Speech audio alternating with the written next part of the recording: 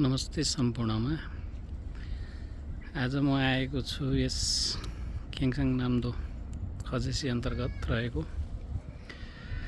ओक्पो अवस्थित यस समुद्र छेउछाउको पार्कमा।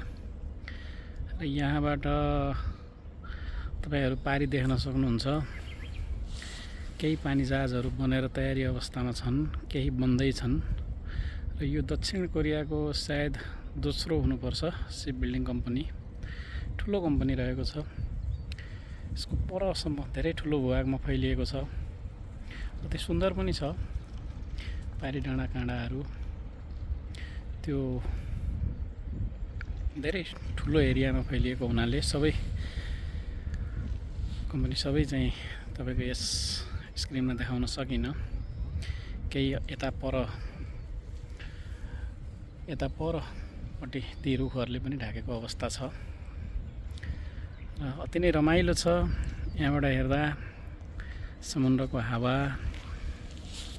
हरियाली, डाँडाकाँडाहरू, सल्लेरी वन, भर्खर पयु फुलेर झरेर पालुवा लाउन थालेको अवस्था।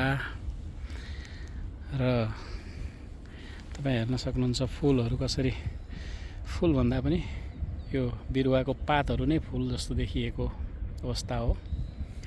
यो त्यस्तै खालको चाहिँ एउटा बिरुवा हुन्छ। र यतापट्टि तपाईको चाहिँ देख्न सक्नुहुन्छ फुलहरू चाहिँ कस्तो मजाले फुलिरहेको छ। कोरिया आफैमा पनि धेरै सुन्दर सहर हो। यहाँ रङ्गीचङ्गी फुलहरू मौसम अनुसार फुलिरहेकै हुन्छन्।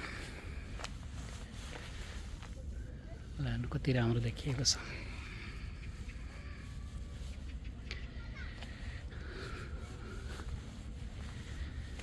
यस्तै भिडियोहरू मैले बनाएर हाल्नेछु आगामी दिनहरूमा।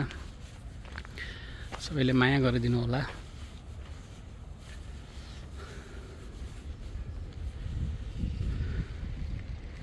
यता माथिपट्टि चाहिँ एउटा पार्क छ। त्यो पार्कमा सबै थोकको सुविधा छ। बच्चाहरू खेल्नेदेखि लिएर एक्सर्साइज गर्ने ठाउँहरू रमाइलो छ। माथि ठुलो डाँडो छ। सबै सल्लाघारी, प्राय जस्तो सल्लाघारीहरू नै छ यहाँनिर। एकादा अरू रुखहरू भए तापनि बाँकी धेरै सल्लाहरुकै जङ्गल देखिन्छ। एकदमै रमाइलो छ, मनमोहक छ। कोरिया आफैमा सुन्दर छ।